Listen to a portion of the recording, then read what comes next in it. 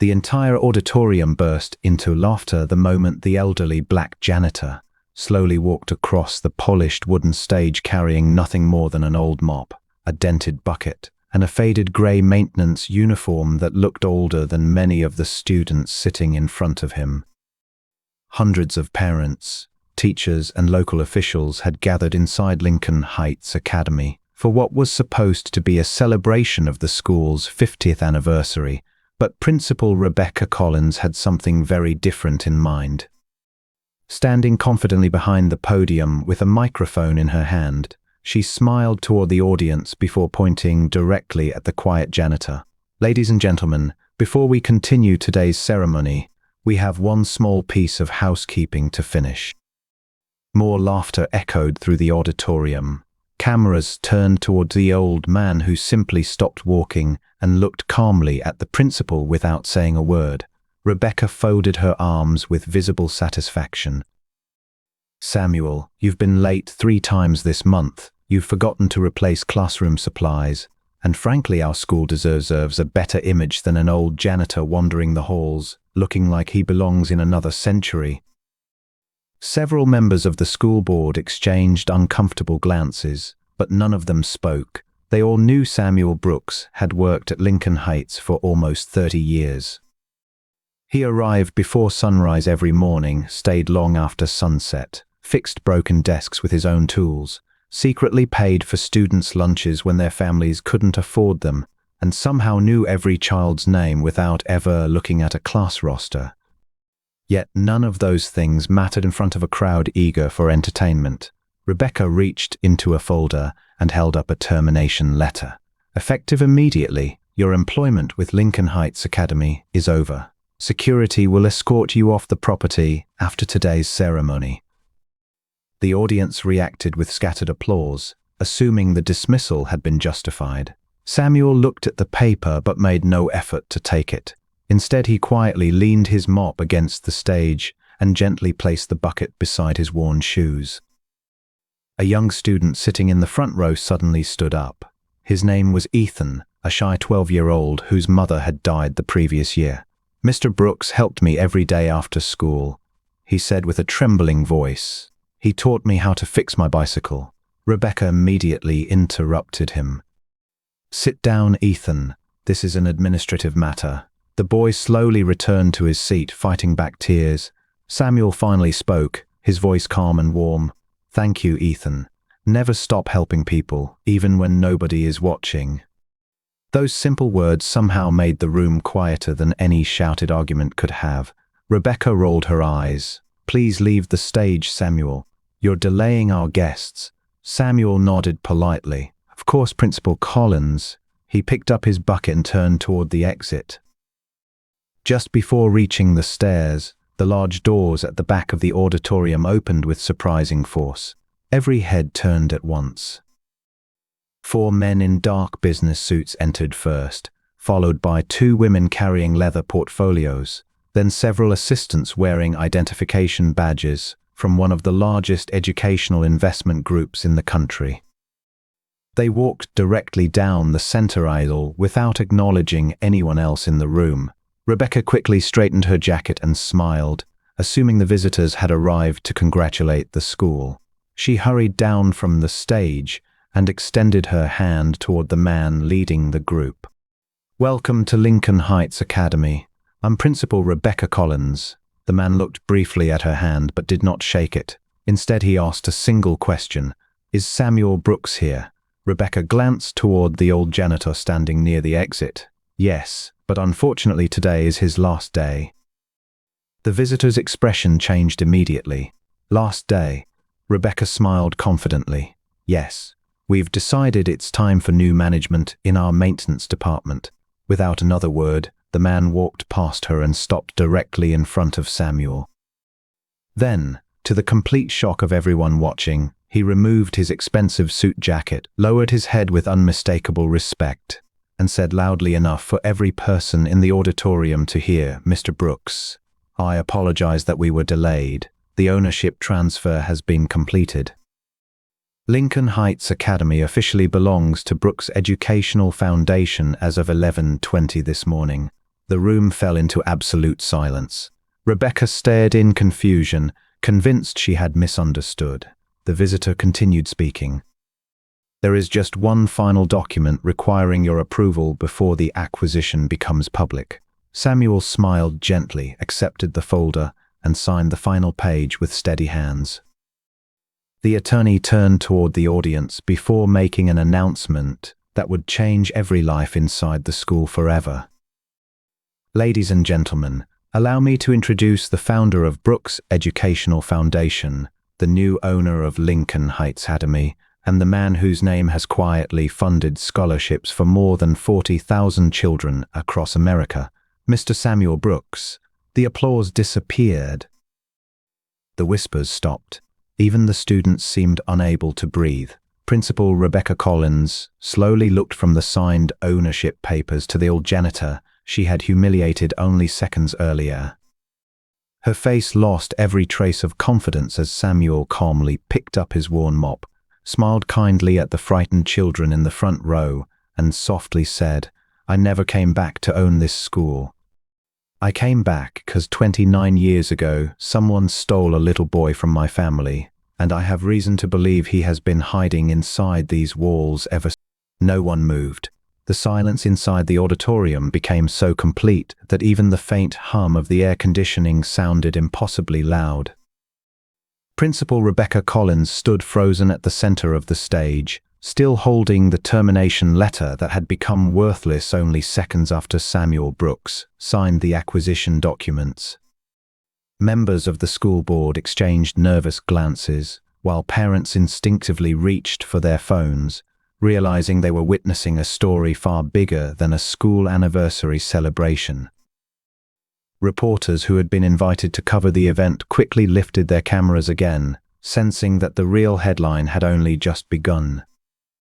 Samuel remained exactly where he stood, one hand resting on the worn wooden handle of his old mop, the same tool he had carried through these hallways every morning before sunrise for nearly 3 decades. The expensive attorneys surrounding him looked toward the audience with quiet respect, waiting for his next instruction. Samuel slowly looked across the faces filling the auditorium, his eyes lingering not on the adults, but on the students. Some smiled nervously, others looked confused, but many recognized the gentle janitor who had tied their untied shoes, repaired broken science projects after school, secretly left winter coats in lockers for children whose families could not afford them, and somehow remembered every birthday without writing a single date down. Finally, Samuel turned toward Rebecca. His voice remained calm, almost compassionate. "You embarrassed me in front of these children because you believe dignity belongs only to people with important titles. Today they learned something much more valuable.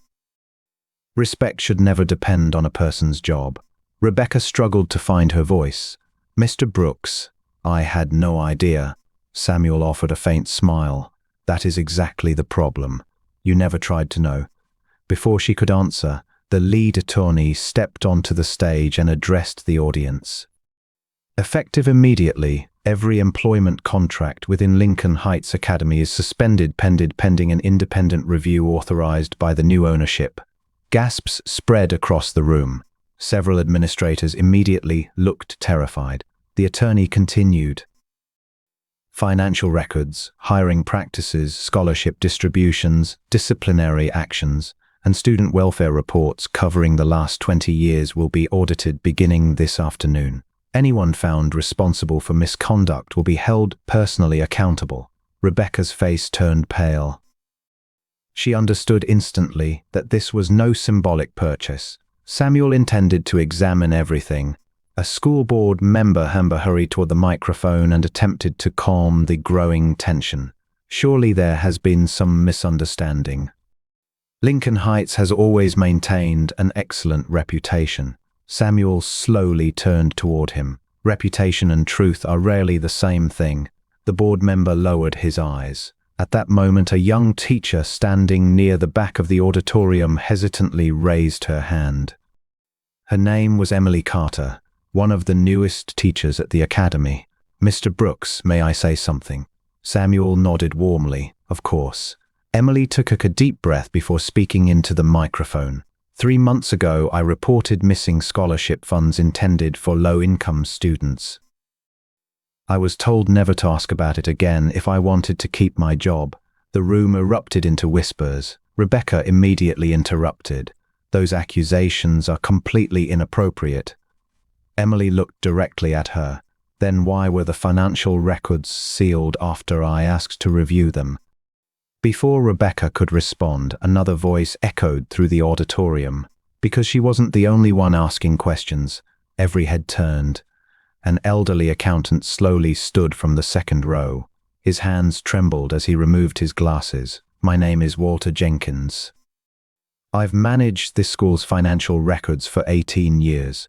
2 weeks ago, I was ordered to destroy documents showing millions of dollars donated for disadvantaged children were redirected into private consulting contracts. Several parents gasped. Samuel remained perfectly still. He had expected resistance, but he had not expected the truth to begin revealing itself so quickly. The lead attorney immediately instructed investigators waiting outside to secure every financial record before anyone could leave the building. Security personnel quietly locked the auditorium doors. Panic began spreading among several administrators seated near the stage. Samuel noticed one man attempting to slip away through a side exit. He recognized him immediately. Vice Principal Daniel Foster. During nearly 30 years as the school's janitor, Samuel had watched Foster arrive every morning carrying expensive briefcases while complaining about budget shortages that somehow never affected executive salaries. Samuel calmly spoke before Foster reached the door. Mr. Foster. The vice principal stopped without turning around. Samuel continued. Where are you going? Foster forced a nervous smile. I have another meeting across town. Samuel nodded thoughtfully. Interesting. Because according to the schedule I personally cleaned from your office this morning, your calendar is completely empty until tomorrow. Foster's expression changed instantly. Samuel Brooks did not wait for anyone to respond. The moment the security officer mentioned the underground maintenance tunnel, he quietly picked up his old mop, not because he needed it anymore, but because it had been his companion through nearly 3 decades of searching for answers inside a school where everyone believed he was simply cleaning floors. The auditorium remained frozen as he walked toward the exit with remarkable calm, followed closely by his attorneys, investigators, and dozens of reporters broadcasting every step live across the country. Parents gathered their children while teachers whispered nervously among themselves, realizing that the anniversary celebration had transformed into the beginning of a criminal investigation. Principal Rebecca Collins stood alone on the stage, staring at the termination letter still clutched in her trembling hands. For the first time in her career, she understood what true humiliation felt like. Samuel reached the hallway leading toward the gymnasium and stopped beside a faded maintenance door that most students had never noticed. He ran his hand gently across the chipped paint before giving a faint smile. I painted this door 27 years ago, he said softly. They told me these tunnels had been permanently sealed after a flood. I believed them because I wanted to believe the people responsible for protecting children. The lead attorney examined the rusted lock. It appeared untouched for decades, but Samuel quietly pointed toward fresh scratches surrounding the hinges. Someone has been opening it recently. 2 investigators forced the heavy door open. A wave of cold air rushed from the darkness below, carrying the smell of damp concrete and old machinery. Narrow metal stairs disappeared deep beneath the school. Flashlights illuminated walls covered with dust, except for one narrow pathway where footprints could still be seen. Samuel knelt beside the marks without speaking. One set was fresh, made only minutes earlier by Daniel Foster during his escape. Another set appeared much older and far smaller. Children's footprints. Samuel's breathing slowed as memories he had spent decades trying to bury returned with painful clarity. 29 years earlier, his 6-year-old son Isaiah had vanished during a school open house, while Samuel briefly stepped outside to unload cleaning supplies. Hundreds of volunteers searched for days. Police questioned every teacher, every parent, every employee. No ransom note ever arrived. No witness reported seeing the boy leave campus. Eventually, the case turned cold, leaving Samuel with nothing except unanswered questions and the unbearable hope that somewhere his son might still be alive. The investigators carefully followed the tunnel until it opened into an abandoned utility corridor running beneath the oldest section of the academy. Dust covered most of the floor, yet one section remained surprisingly clean. Samuel shined his flashlight toward the far wall. A large steel bookshelf stood where no bookshelf should have existed. He slowly walked toward it and pressed against the side.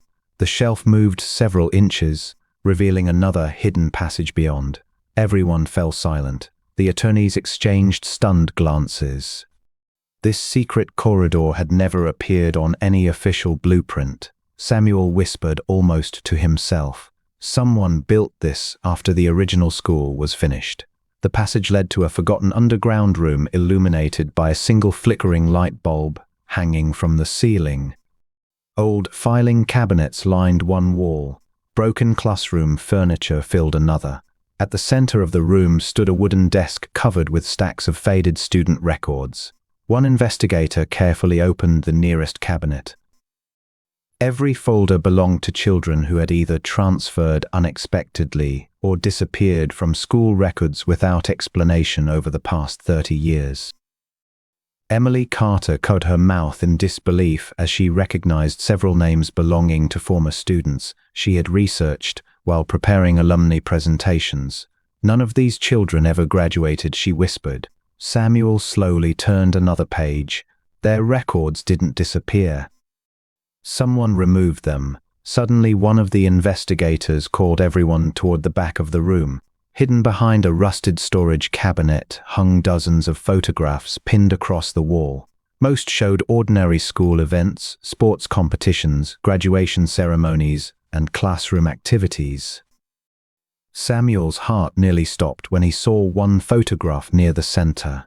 A smiling 6-year-old boy wearing a blue jacket stood beside the school playground. Isaiah. Samuel reached toward the picture with trembling fingers. The date written on the back made his knees weaken. The photograph had been taken almost 3 months after the police officially declared Isaiah missing. Tears filled Samuel's eyes. His son had been alive. Someone had kept him here long after the search had ended. Before anyone could speak, another discovery sent shockwaves through the room. Beneath the photographs lay dozens of videotapes carefully labeled with years stretching back nearly 3 decades. Each tape carried the initials D.F. Daniel Foster. One of the investigators quickly connected the oldest tape to Samuel Brooks stood motionless in the hidden underground room while the security officer slowly handed him the adoption file. The paper felt heavier than anything he had ever carried. For 29 years he had lived with 2 unbearable possibilities: that his son was dead, or that he was suffering somewhere beyond his reach. Now a third possibility stood in front of him. Isaiah had been alive this entire time, and someone had stolen his identity.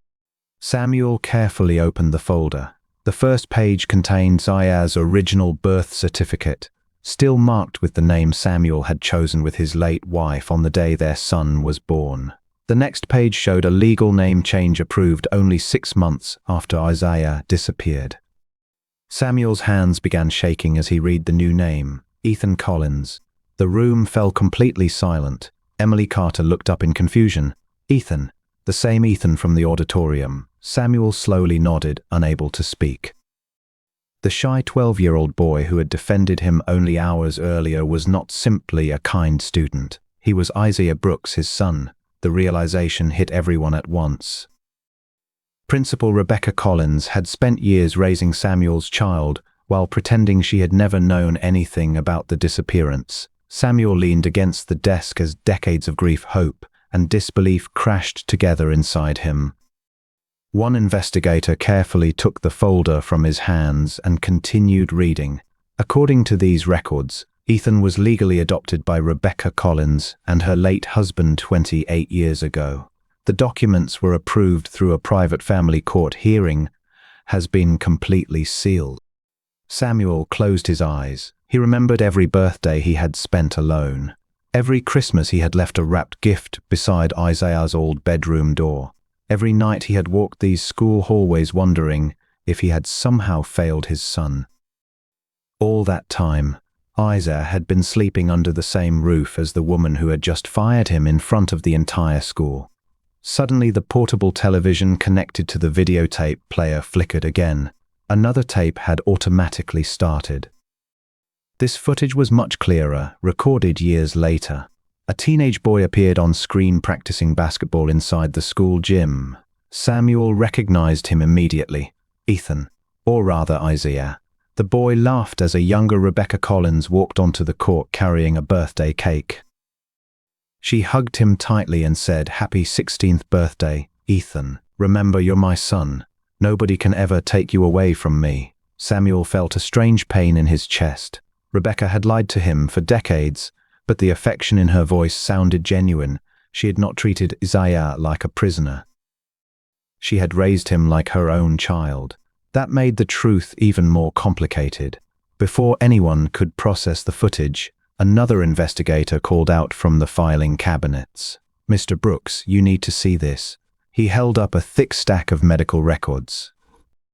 The files showed that Isaiah had been treated at private clinics throughout his childhood under his new identity. Every record listed Rebecca Collins as his legal mother, but one detail stood out immediately.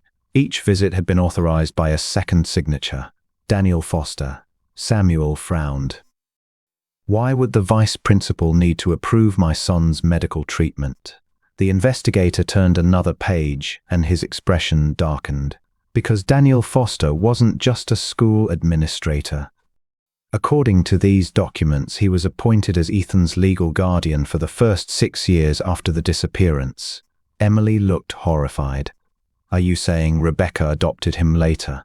The investigator nodded. Foster controlled the adoption process from the beginning.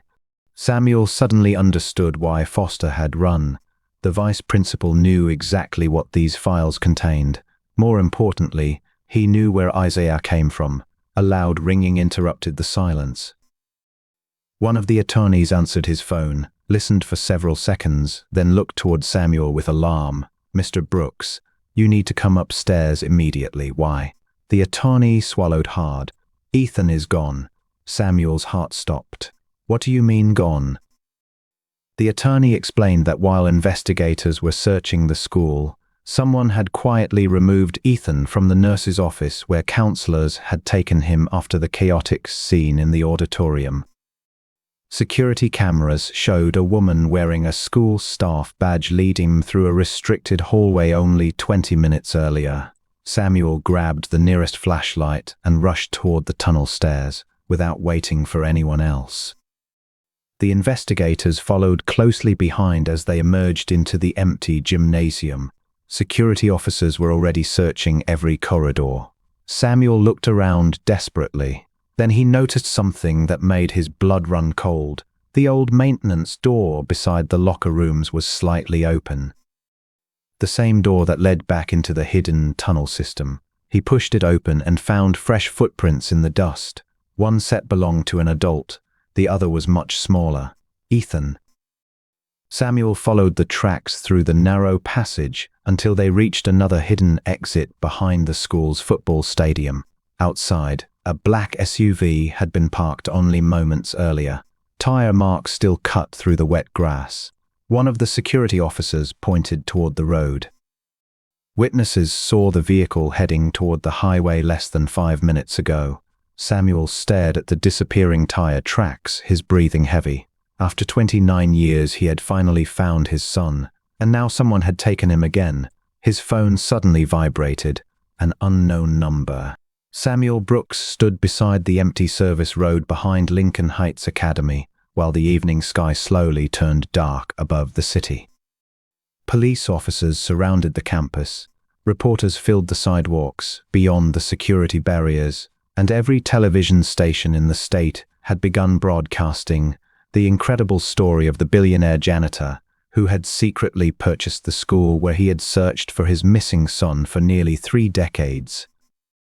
Yet none of that mattered anymore. Somewhere beyond the city, the boy he had unknowingly loved from a distance for 12 years was being taken away once again. Samuel quietly folded the adoption file and slipped it into the inside pocket of his coat. His attorneys immediately objected when he announced that he intended to go to the abandoned St. Gabriel orphanage alone. They reminded him that the caller had already committed kidnapping, conspiracy, identity fraud, and possibly murder. Samuel listened patiently before answering with the same calm voice that had carried him through 99 years of heartbreak. They are expecting police. They are expecting helicopters. They are expecting every mistake made by a desperate father. Tonight I will give them something they never expected: patience. Before anyone could stop him, Samuel reached into his old janitor cart and removed a faded metal toolbox he had carried every day for almost 30 years. Most people assumed it contained screwdrivers, wrenches, and replacement light bulbs. The lead attorney looked inside for the first time and froze. Instead of tools, the box contained neatly organized files, handwritten notes, campus maps, maintenance blueprints, photographs, newspaper clippings, and hundreds of daily journal entries dating back nearly 3 decades. Every hallway inspection, every unusual conversation, every broken lock, every unexplained visitor, and every suspicious financial delivery had been carefully recorded in Samuel's own handwriting. Emily Carter stared at the documents in disbelief. "You investigated your own son's disappearance every single day." Samuel nodded quietly. "Every hallway I cleaned was another chance to notice something everyone else ignored. Every classroom I repaired gave me another opportunity to listen. Every year they believed I was becoming older and weaker. They never realized I was becoming more patient." He pulled one thin folder from the bottom of the toolbox. Across the front were 3 handwritten words: St. Gabriel Orphanage. Emily looked surprised. "You already knew about this place." Samuel smiled faintly. 21 years ago I found a maintenance invoice signed by Daniel Foster. It mentioned repairs at an abandoned orphanage that officially closed 5 years earlier. When I asked him about it, he laughed and said I was reading old paperwork. After that day, he never left financial documents where I could see them again. The lead investigator quickly unfolded an old map. According to city records, St. Gabriel had been abandoned after a fire destroyed part of the building. Samuel quietly shook his head. No, it was abandoned on paper. Electricity bills continued for another 17 years. Silence filled the room. Samuel had spent decades assembling pieces of a puzzle nobody else even realized existed. The janitor everyone ignored had quietly become the best investigator in the city simply because nobody ever stopped him from watching. As night fell, Samuel drove alone toward the edge of the county. Rain began falling across the empty highway while distant lightning briefly illuminated the outline of the old orphanage standing on a hill surrounded by trees. The building looked forgotten, its broken windows staring into the darkness like empty eyes. Samuel parked nearly half a mile away and continued on foot. He knew the place better than anyone realized. 15 years earlier, he had secretly visited the property after discovering Foster's maintenance invoice. What he found then had convinced him someone still used the building, but without evidence, the police refused to investigate. Tonight, he intended to finish what he had started. He quietly entered through a side maintenance entrance hidden beneath overgrown vines. Inside, the orphanage appeared abandoned at first glance. Dust covered the floors. Paint peeled from the walls. Old wheelchairs and broken furniture filled the corridors. Yet Samuel immediately noticed something different. Fresh footprints crossed the dusty floor toward the chapel at the center of the building. He followed them without making a sound. As he approached the chapel doors, he heard voices. One belonged to Daniel Foster. The other was younger, confused, frightened. Ethan. Samuel remained hidden behind the cracked wooden doorway. Daniel's voice sounded calm, almost fatherly. "Listen to me, Ethan. The old man at the school is dangerous. He wants your money. He only appeared because he learned your mother is dying. Ethan's voice trembled. "You're lying." Mr. Brooks would never hurt anyone. Samuel closed his eyes for a brief moment. Even after everything, Ethan still believed in him. Daniel sighed. "You only think that because he's manipulated everyone. Rebecca spent your whole life protecting you from him." Suddenly another voice echoed through the chapel. Slow, deep, confident. "Daniel, you've never been a convincing liar." Samuel looked through the narrow opening in the door. A tall man wearing a dark overcoat slowly stepped into the candlelit chapel. Daniel Foster immediately lowered his head with unmistakable respect. Samuel had never seen the stranger before, yet everyone else in the room reacted as though his arrival changed everything. The man calmly looked toward Ethan. Samuel Brooks slowly stepped out from the shadows of the chapel doorway without the slightest sign of fear. Rain drummed softly against the stained glass windows while dozens of candles flickered across the abandoned sanctuary, casting long shadows over the cracked wooden pews. Ethan stood in the center of the room, his hands trembling as he looked back and forth between Samuel and the mysterious stranger. Daniel Foster remained silent beside the altar, avoiding Samuel's eyes for the first time in nearly 30 years. The stranger smiled calmly, as though he had rehearsed this meeting countless times in his mind. He appeared to be in his late 60s, dressed in an elegant charcoal overcoat with polished black shoes untouched by the mud outside. His posture carried effortless authority, the kind that did not need to be announced because everyone nearby instinctively recognized it. Samuel studied him carefully before speaking. "You know my name." The man nodded. "I know far more than your name. I watched you every morning for 29 years pushing that old mop through the hallways of Lincoln Heights. I watched every birthday you quietly celebrated alone. I watched every Christmas you left a wrapped present beside the old oak tree outside the playground, because you still believed your son might somehow find it." Samuel's expression remained calm, but inside every memory struck with painful force. Only one person could have known about the gifts beneath the oak tree. Whoever stood before him had been watching long before the school purchase, long before Daniel Foster became vice principal, perhaps even before Isaiah disappeared. Ethan looked toward Samuel in confusion. "Mr. Brooks, who is this man?" Before Samuel could answer, the stranger spoke with surprising warmth. "My name is Charles Whitmore. To most people I am simply a retired philanthropist. To your father, I have been the man standing behind every door he has spent 3 decades trying to open." Daniel Foster lowered his head respectfully. Samuel immediately noticed the gesture. Daniel was afraid of him. Not because of wealth, not because of power, because of history. Samuel stepped closer. "You kidnapped my son." Charles slowly shook his head. "No, kidnapping is an emotional word. I rescued him." Ethan frowned.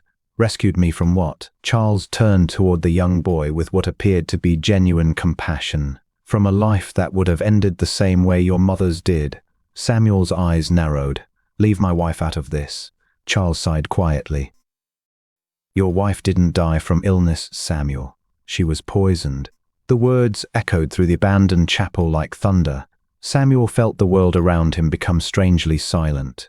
For 29 years he had believed cancer had taken his wife after months of painful treatment. Every doctor confirmed the diagnosis. Every medical record supported it. Charles reached into his coat and removed a thin medical file. "Those records were fabricated. Your wife discovered something she was never supposed to know. She refused to stay silent. She was eliminated before she could testify." Ethan stared at the file with growing disbelief. Daniel Foster finally spoke, his voice barely audible. "He's telling the truth." Samuel slowly turned toward Daniel. "You knew." Daniel closed his eyes. "I knew after it happened. They gave me 2 choices. Help protect Isaiah or watch him disappear forever." Samuel's fists tightened. "So you stole him from me?" Tears filled Daniel's eyes. "No, I kept him alive." The room fell silent. Ethan looked at Daniel, then at Samuel, unable to understand which man had been lying to him his entire life. Charles walked calmly toward the old altar before continuing. "You have spent 29 years believing this story was about a missing child. It never was. Isaiah was never the target. You were. Samuel remained silent. Charles continued. The day your wife copied financial records from Lincoln Heights Academy, she unknowingly exposed a nationwide child trafficking network hidden behind private educational charities. The school was only one collection point. There were dozens more across the country. Daniel Foster gasped quietly. Charles glanced toward him. You truly believed you understood the organization you worked for. You only managed one school, Daniel. Samuel felt a cold weight settle inside his chest. Everything he had uncovered until now had been only a tiny piece of something far larger. Charles slowly opened another folder and placed several photographs across the altar. Each one showed prestigious private schools in different states. Every building carried the same Fame Foundation logo that had once appeared on Lincoln Heights donation plaques. Charles pointed toward the images. Every school employed one person no one ever noticed. A janitor, a groundskeeper, a maintenance supervisor. People who could move freely without attracting attention. Samuel looked carefully at the photographs. Every maintenance employee was black. Every administrator was white. Every missing child came from vulnerable families with almost no political influence. Charles smiled sadly after seeing Samuel understand. Your wife noticed the pattern before anyone else. She paid with her life. You paid with your son. Ethan suddenly stepped backward. My whole life has been a lie. Charles looked at him gently. Not your whole life. Rebecca Collins truly loved you. She never intended to hurt you. She believed she was saving you from becoming the next victim. Samuel frowned. Rebecca knew. Charles nodded. She was manipulated, just like Daniel. They both believed you were already dead. Daniel covered his face with trembling hands. They showed us your funeral. They showed us photographs of your body after the accident. Samuel whispered, there was never an accident. Charles quietly shook his head. There was only a story powerful enough to make everyone stop asking questions. Before Samuel could ask another question, the chapel doors suddenly exploded inward. Armed tactical officers flooded the room shouting commands. Red laser sights covered every person inside the chapel. Charles did not move. Instead, he smiled. The echo of Daniel Foster's final words lingered inside the abandoned chapel long after his body collapsed onto the cold stone floor. Samuel Brooks stood perfectly still as armed tactical officers surrounded him from every direction. Red laser sights covered his chest while Ethan froze in complete disbelief, unable to understand how the man who had raised him and the man who claimed to be his father had become trapped inside a nightmare unfolding faster than either of them could comprehend. The officer leading the raid calmly holstered his weapon and walked toward Samuel with the confidence of someone who already believed the outcome had been decided. He introduced himself as Special Agent Victor Hale of the Federal Bureau of Investigation. His badge looked authentic. His tactical team moved with flawless discipline. Everything about him suggested legitimacy. Yet Daniel Foster's dying warning echoed relentlessly in Samuel's mind. Don't trust the man wearing the badge. Hale glanced briefly at Daniel's body before shaking his head with practiced disappointment. Such a tragedy. He looked directly at Samuel. Witnesses saw you enter this building alone. We received an anonymous tip that you abducted Ethan Collins after attempting to force Daniel Foster into confessing crimes he did not commit. Samuel remained silent. Hale continued speaking for the benefit of the officers recording the scene with body cameras. Unfortunately, Mr. Foster resisted. Samuel defended himself. Daniel was fatally stabbed during the struggle. Ethan stared at the officer in horror. That's not what happened. Nobody touched him. There was another man here. Charles Whitmore. Hale slowly turned toward Ethan with a sympathetic expression. Trauma often causes confusion, son. There was no one else inside the building when we arrived. Samuel carefully scanned the chapel. Charles's overcoat still lay near the altar, but the man himself had vanished without leaving the slightest trace. More disturbing was the complete absence of security cameras. Someone had deliberately disabled every recording device inside the orphanage before the meeting. Hale stepped closer to Samuel and quietly lowered his voice so only the two of them could hear. "You should have walked away when you had the chance." Samuel looked directly into his eyes. "You know Charles Whitmore?" Hale's expression did not change. "I've never heard that name." Samuel smiled faintly. Good liars usually answer too quickly. Hale remained silent for a brief moment before signaling two officers to handcuff Samuel. As they approached, Ethan suddenly stepped between them. "You're arresting the wrong man. Mr. Brooks came here because someone kidnapped me." Hale sighed patiently. "Ethan, please step aside. Samuel is dangerous." Ethan shook his head. "No, he's the only person who never lied to me. Every adult in my life keeps changing the story except him." Several officers exchanged uncertain glances. They had expected a frightened kidnapping victim, not a determined teenager defending the accused. Hale noticed their hesitation immediately. He pulled a folded document from his jacket and handed it to Ethan. "Your legal mother signed this statement yesterday morning. She specifically requested that Samuel Brooks never be allowed to contact you under any circumstances." Ethan slowly unfolded the paper. Rebecca Collins's signature appeared at the bottom. Tears filled his eyes. "She would never write this." Hale spoke gently. "She did." Samuel quietly studied the document from a distance. Something felt wrong. Rebecca always signed her full name with a distinctive looping signature. The one on the page ended abruptly after the first letter. It was a forgery. Samuel looked toward Ethan. "Turn the page over." Hale immediately reached for the document, but Ethan reacted first. He flipped it over. On the back remained faint impressions from another sheet of paper that had once rested above it. Samuel recognized the pressure marks instantly.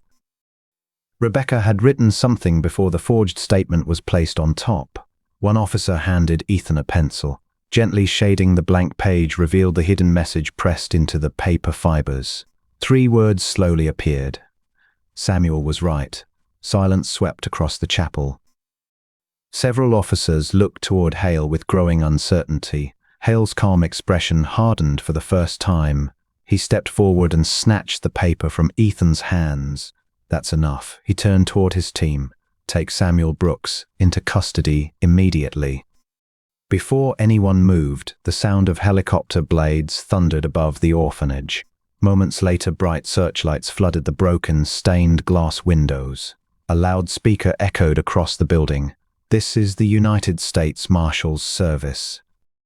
Federal personnel inside Gabriel Orphanage are ordered to identify themselves immediately." Hale's eyes narrowed.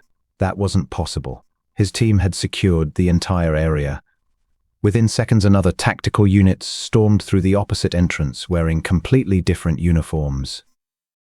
Their commander held up official federal credentials and pointed directly at Victor Hale. "Special Agent Victor Hale, place your weapon on the ground.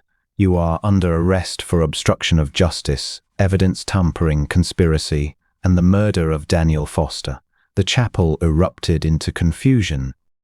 Hale's officers instinctively aimed their weapons at the new arrivals. The new arrivals did exactly the same. Samuel quietly pulled Ethan behind one of the stone columns as both tactical teams faced each other across the chapel. The commander never lowered his weapon. "Victor, it's over. We recovered the surveillance footage from the orphanage's backup power system.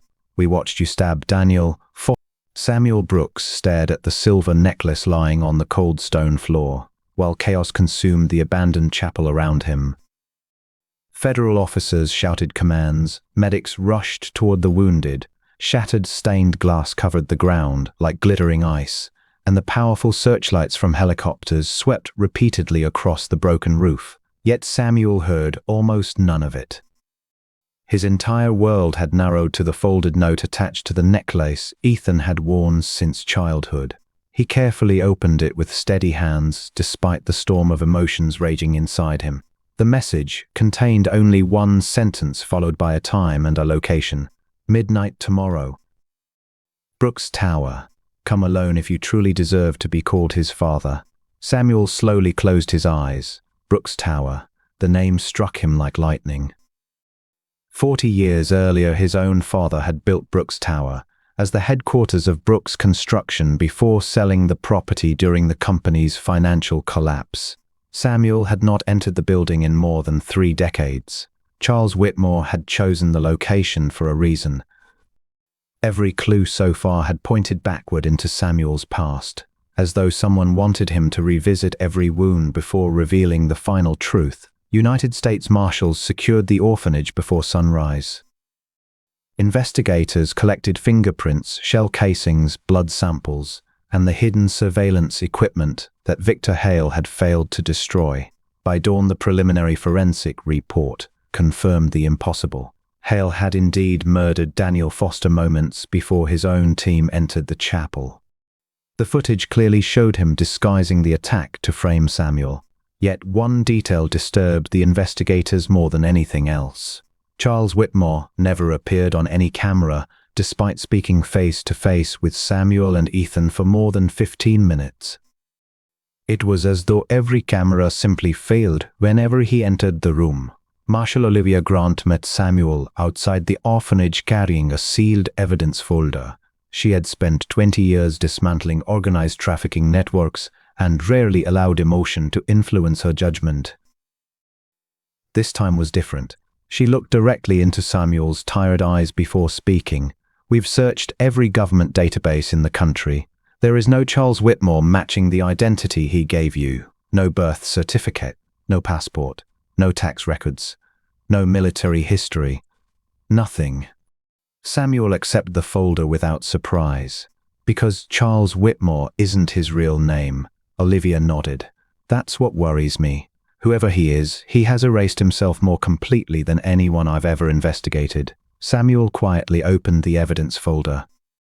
Inside rested a photograph recovered from Daniel Foster's office after his death. The image showed 7 people standing together during a ribbon-cutting ceremony at Lincoln Heights Academy nearly 30 years earlier. Samuel immediately recognized Daniel Foster. He recognized a much younger Rebecca Collins.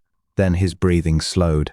Standing at the far edge of the photograph was Charles Whitmore, except the caption identified him by a completely different name, Benjamin Cross. Samuel looked up sharply. Olivia had already reached the same conclusion. "We searched Benjamin Cross too, dead 26 years ago according to official records." Samuel smiled bitterly. "Dead people seem to attend a surprising number of meetings." Olivia slid another photograph across the table. This one had been taken only 3 months earlier during a charity gala in Washington. Samuel's expression froze. Charles appeared again, older but unmistakable, standing beside a United States senator and several Fortune 500 executives. This time the caption identified him as Richard Hale.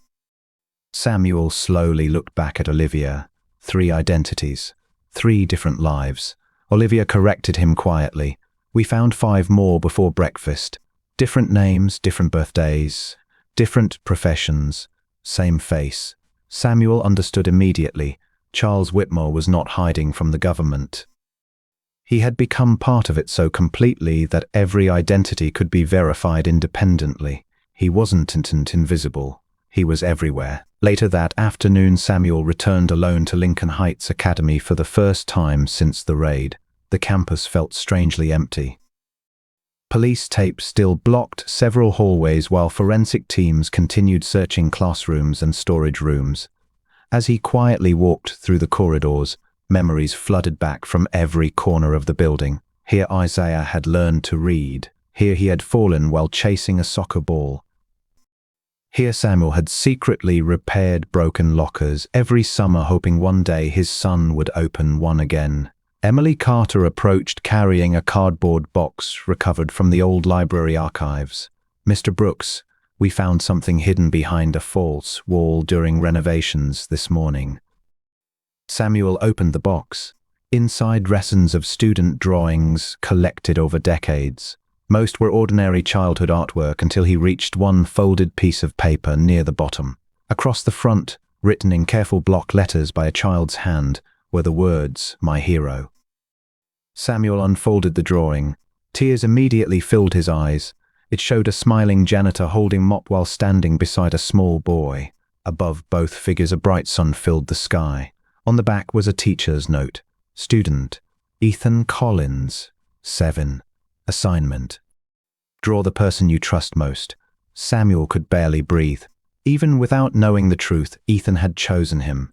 Every day for years, Samuel had unknowingly cared for his own son, teaching him how to fix bicycles, helping with homework after school, quietly encouraging him whenever life. The city looked different from the observation deck of Brooks Tower. From nearly 80 floors above the streets, the flashing police lights, television vans, and crowds of protesters gathered below seemed strangely insignificant, like tiny pieces moving across a giant chessboard that had been designed long before any of them realized they were playing. Samuel Brooks stood alone inside the empty executive lobby exactly 1 minute before midnight. He had ignored the warnings from the United States Marshals, refused the armored convoy they offered, and entered the building through the original maintenance entrance his father had designed more than 40 years earlier. The media believed he had come to surrender. Law enforcement believed he had walked into a trap. Samuel believed something entirely different. Charles Whitmore had spent 29 years controlling every move by predicting fear, anger, and desperation. Tonight, Samuel intended to make the first unpredictable move of the entire game. Instead of carrying weapons, he carried only 3 objects inside his coat: Ethan's childhood drawing, the black chess king, and the old maintenance key his father had once given him before Brooks Tower was sold. As the elevator doors slowly opened onto the executive floor, he was greeted not by armed guards, but by complete silence. Every office stood empty. Every computer screen was dark. The expensive furniture remained perfectly arranged, as though the building had been abandoned only moments earlier. At the center of the enormous conference room, a single dining table had been prepared with 2 untouched cups of coffee. Charles Whitmore sat calmly beside the window overlooking the sleeping city, dressed in the same charcoal overcoat, reading a weathered leather notebook. Without looking up, he smiled. "You're exactly 7 minutes earlier than I predicted." Samuel remained standing. "Where is Ethan?" Charles closed the notebook. "Safe. Safer than either of us." Samuel's voice hardened. "I didn't come here for riddles." Charles slowly pushed a folder across the polished table. "Then perhaps you came for the truth." Samuel opened the folder expecting financial records or legal documents. Instead, he found a faded newspaper dated 30 years earlier. The headline read, "Construction Magnate Dies in Highway Explosion." Beneath it was a photograph of Samuel's father, William Brooks. Samuel looked up immediately. "My father died when I was 23. Charles quietly shook his head. "That's what they wanted you to believe." Samuel's heart began racing. Charles pointed toward another document. Official military intelligence reports, international banking records, medical files. Every page supported the same impossible conclusion. William Brooks had survived the explosion and disappeared under federal protection after uncovering a child trafficking operation connected to powerful political donors. Samuel stared silently at the papers. "My father abandoned us." Charles leaned forward. "No.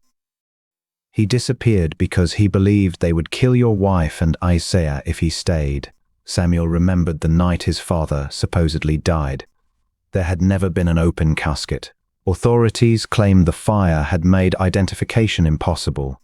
His mother accepted the explanation without question. Charles watched the realization spread across Samuel's face. The tragedy wasn't that your father disappeared. The tragedy was that he trusted the government to protect your family after he left. They failed. Samuel closed the folder slowly. "You're still avoiding my question. Where is my son?" Charles finally stood and walked toward the enormous glass windows. The city lights reflected across the glass, making him appear almost ghost-like. "I wanted you to understand why all of this happened before you saw him." Samuel frowned. "Saw him?" Charles pressed a small remote resting on the windowsill. The massive glass wall slowly turned transparent. Behind it, hidden inside another room, Ethan sat comfortably reading a book beside an elderly man with silver hair. The moment Ethan looked up and saw Samuel, he jumped to his feet. "Dad." The word echoed through the speakers connecting both rooms. Samuel felt every emotion he had buried for 29 years crash into him at once. Ethan smiled through tears and ran toward the locked glass barrier separating them. Samuel placed his hand against the glass from the opposite side. Neither of them spoke for several seconds. They simply looked at one another, father and son, finally seeing the truth without lies standing between them. Samuel turned back toward Charles. "Open the door." Charles remained perfectly still. "Not yet." Samuel's patience finally broke. "Enough." Charles looked at him with genuine sadness. "If I open that door now, both of you die before sunrise." Samuel stared at him. "Explain." Charles reached into his pocket and removed a small electronic device. One press of a button activated every television inside the tower. Breaking news interrupted every screen. The anchor's voice trembled with urgency. "Federal authorities have confirmed that an armed strike team has surrounded Brooks Tower following credible intelligence that Samuel Brooks is holding multiple hostages inside the building." Live aerial footage immediately appeared. More than 60 armored vehicles surrounded the tower. Snipers occupied neighboring rooftops. Tactical helicopters circled above. Samuel looked toward Charles in disbelief. "You called them." Charles quietly shook his head. "No, someone higher did." Samuel slowly realized what Charles had been trying to tell him since the beginning. Charles was not the man at the top. He had been protecting Ethan, manipulating events, and forcing Samuel to uncover the truth. But someone else still controlled the system from above. Charles looked directly into Samuel's eyes. "I was never your enemy. I was your father's last promise." Samuel's breathing stopped. Charles continued softly. "William Brooks saved my life 31 years ago. Before he disappeared, he made me swear that if his family was ever targeted, I would keep them alive until the day they were strong enough to fight back. I couldn't save your wife. I couldn't stay close without exposing myself.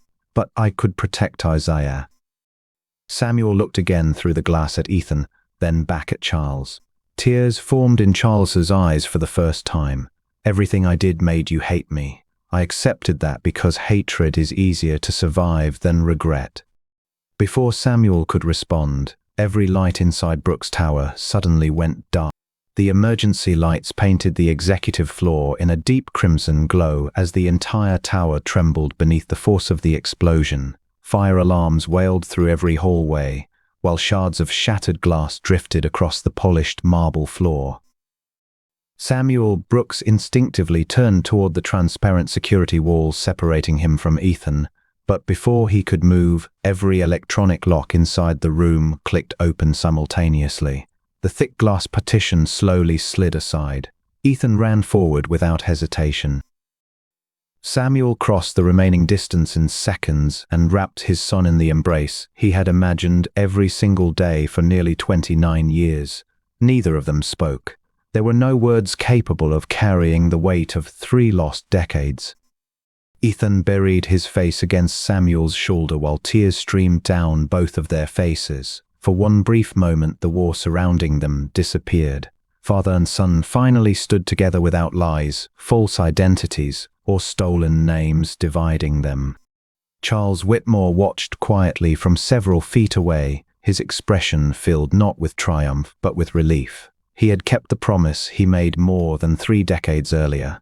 The reunion lasted only seconds before another violent explosion shook the tower. Ceiling panels crashed onto the floor as emergency sprinklers activated overhead. Smoke began pouring through the ventilation system. Charles immediately looked toward Samuel. "We have less than 5 minutes."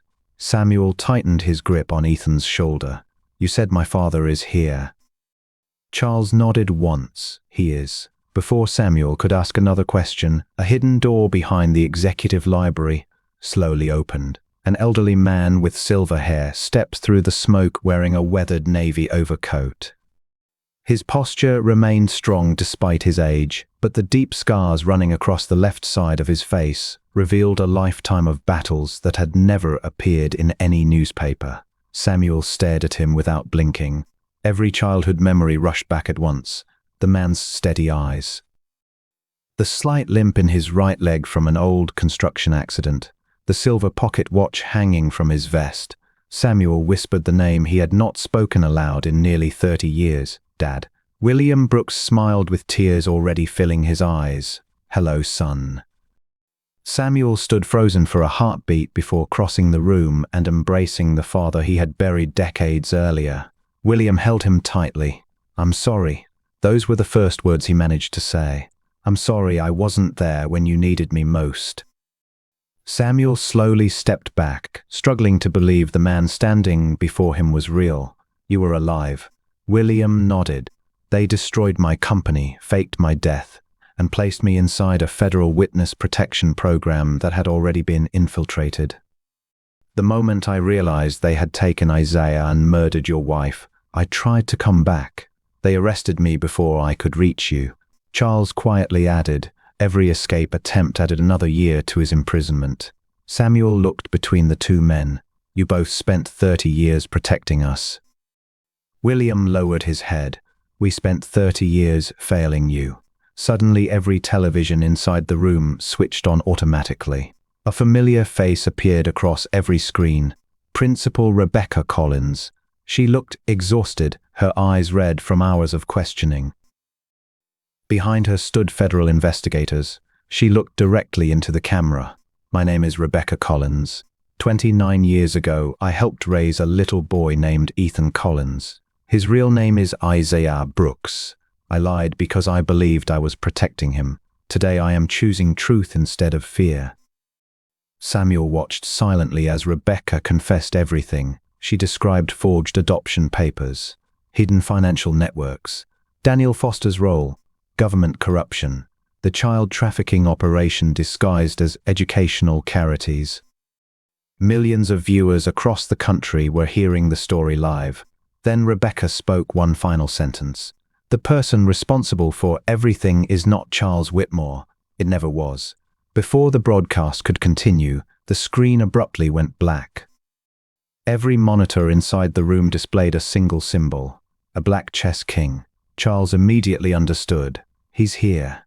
The executive elevator doors slowly opened. A lone man stepped into the room wearing an ordinary grey business suit. No bodyguards, no weapons visible. He looked completely unremarkable, the kind of face people forgot within minutes. William Brooks quietly whispered, after 31 years. Samuel frowned. Who is he? William answered with one sentence, the real architect. The man smiled politely as he walked toward them. Congratulations, Samuel. Most people never survive long enough to meet me. Samuel stepped in front of Ethan. It's over. Every secret has been exposed. The man laughed softly. You still think this was about secrets? He looked around the damaged executive floor. Companies collapse. Politicians resign. Judges retire. Those things are replaceable. What matters is influence. People don't follow truth. They follow whoever tells the best story. He pointed toward the television screens now showing breaking news from every major network. Outside the tower, millions of people were watching conflicting reports. Some called Samuel a hero. Others called him a kidnapper. Some believed Rebecca. Others believed anonymous government sources accusing Brooks Foundation of fraud. The architect smiled calmly. Do you see? Facts no longer matter. Doubt is enough. Samuel looked at the man with complete calm. You spent 30 years building an empire based on fear. The architect nodded. Correct. Samuel gently unfolded the child's drawing Ethan had made years earlier, the one labeled my hero. He held it up without saying a word. The architect frowned for the first time. Samuel smiled. You underestimated one thing. Children remember kindness longer than adults remember lies. Ethan stepped beside his father and looked directly into the television cameras still broadcasting from hidden emergency feeds inside the tower. My name is Isaiah Brooks. Samuel Brooks is my father. He spent my entire life protecting me without even knowing who I was. Everything else you've heard is a lie. The building fell silent. Across the country, millions watched the young man speak with complete conviction. No script, no politics, no manipulation. Only truth. The architect slowly realized something he had never prepared